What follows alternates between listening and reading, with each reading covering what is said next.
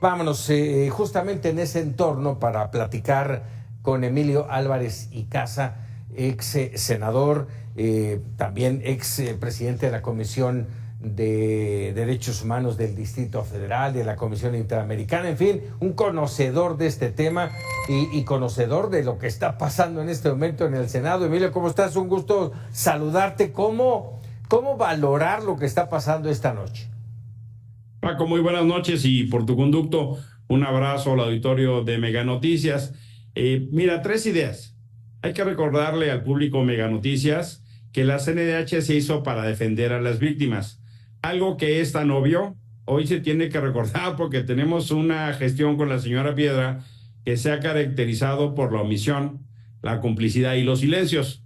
Veíamos en tu reportaje uno de los ejemplos más vergonzosos, que salió a defender al presidente en la marcha de la Marea Rosa, no solo contraveniendo su mandato, sino el mundo al revés.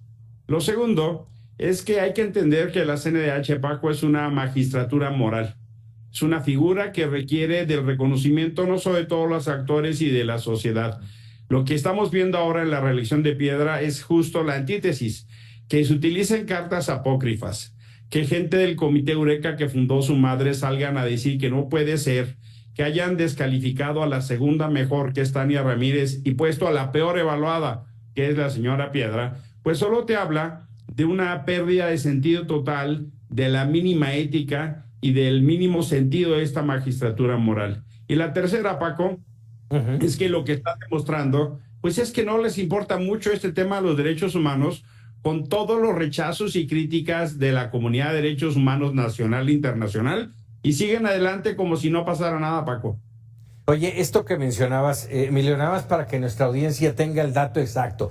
En la evaluación que se hizo para los candidatos, Nacheli Ramírez, primer lugar con 15 puntos. Tania Ramírez, que ya no está, segundo lugar con 12 puntos. Correcto. No es de Morena.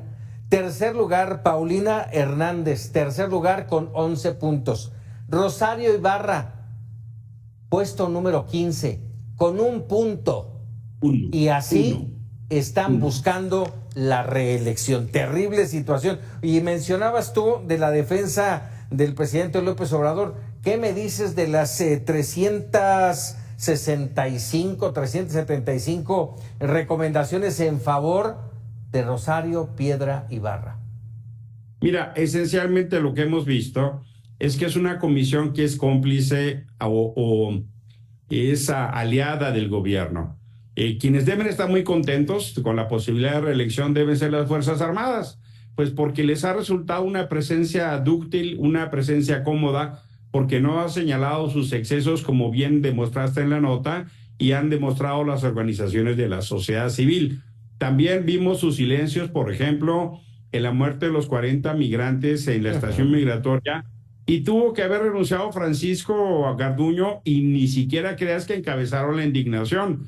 Pero también podríamos decirlo así con la crisis de salud en México, por ejemplo, la crisis de vacunas y muchos otros ejemplos que lo que te demuestran es que la CNDH ha perdido totalmente el rumbo. Incluso, Paco, sabemos más de la CNDH por los escándalos laborales, de cómo han corrido a más de 800 funcionarios y contratado a gente o cercana a Morena o gente que incluso ha hecho denuncias públicas de procesos de corrupción o de solicitud de moches.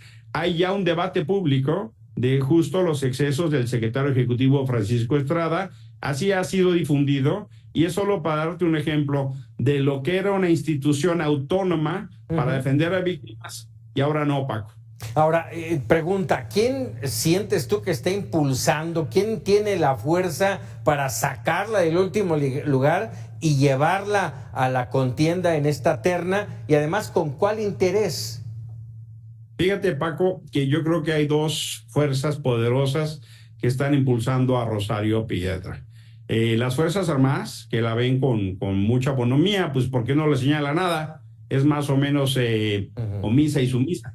Y también creo que esta va a ser una decisión donde vamos a ver si Claudia Sheinbaum ya tomó las conducciones de Palacio Nacional. Claudia Sheinbaum tendría mucho más cercanía con Nacheli Ramírez, la conoció de la Ciudad de México y trabajaron muy de la mano, pero me parece que la señora Piedra pues viene impulsada por Palenque y viene más impulsada por el que ya se fue. Vamos a ver entonces pues quién está tomando las decisiones, porque hay mucha división en los senadores del gobierno y han querido 5 recesos. Esa división, esa línea, es más, querían que los senadores de Morena firmaran sus boletas, enseñaran su voto y se las dieran marcadas. Eso es inaudito, Paco. Eso es inaudito. Nunca lo años, ¿eh? Obligados.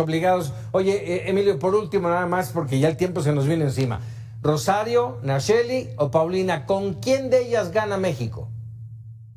Mira, yo creo que con esta terna gana el gobierno y no ganan las víctimas. Creo que tendría que reponerse, como bien dijeron las organizaciones de la sociedad civil, y que se genere un proceso que dé confianza. Lo que yo te diría es que este proceso no solo no da confianza, sino la verdad, qué vergüenza de Senado. Emilio Álvarez y Casa, porque tiene más responsabilidad. Ya tendremos más tiempo de platicar, Emilio, como siempre agradecido de lo que nos comentas aquí en Mega Noticias. Gracias a ti, que estés muy bien. Muy bien.